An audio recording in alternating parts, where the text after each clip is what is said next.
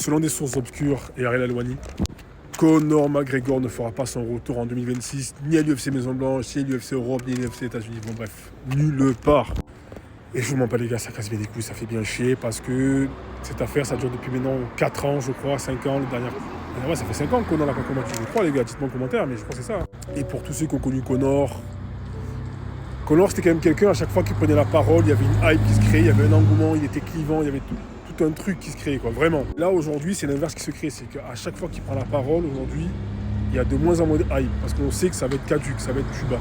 Et franchement, son absence devient monotone et tout le monde s'en branle, un peu comme une ex qu'on a plus vue depuis 10 ans et qui revient. Ah, salut, je suis là. Ah, mais c'est quoi ton prénom déjà? Ah, en gros, c'est ça, quoi. Et franchement, là, c'est dommage.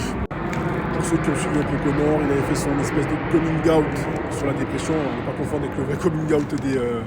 Ouais. Il avait parlé franc, c'est la première fois qu'on le voyait face caméra, dire ses problèmes, revenir sur l'affaire de V ou de agression S, parce que je confonds les deux.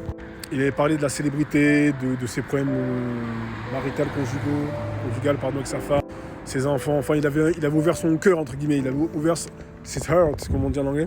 Et ça faisait du bien de voir un Conor qui parle franc, qui arrête ses conneries, qui n'est pas sous alcool, qui n'est pas sous lean, qui n'est pas sous... pour ceux qui savent.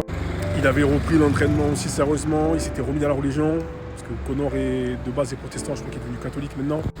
Il y avait la fameuse vidéo qui tournait, on le voit mettre une espèce de spinning back, coup de pied retourné, à un mec de 2 mètres du PFL. Après, ça veut tout dire rien dire, parce que vous savez que les sparring, on laisse travailler le mec pour le laisser rentrer un peu ce qu'il veut.